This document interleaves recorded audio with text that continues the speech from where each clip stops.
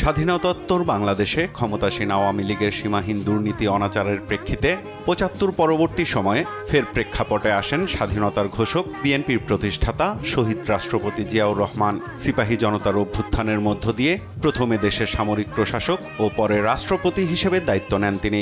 দেশের অভ্যন্তরে শৃঙ্খলা ফিরিয়ে আনার পাশাপাশি সামাজিক অর্থনৈতিক নতুন যাত্রায় মৌলিক সংস্কার শুরু করেন জিয়াউর রহমান।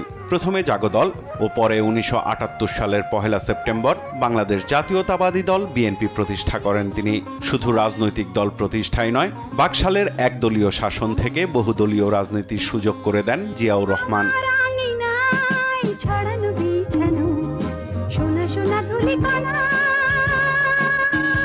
মাত্র ৩.৫ বছরের শাসনকালে দুর্ভিক্ষ পীড়িত দেশকে খাদ্যে স্বয়ংসম্পূর্ণ করে তোলেন বিএনপির প্রতিষ্ঠাতা। দেশজুড়ে খাল খননের মধ্য দিয়ে কৃষিতে আনেন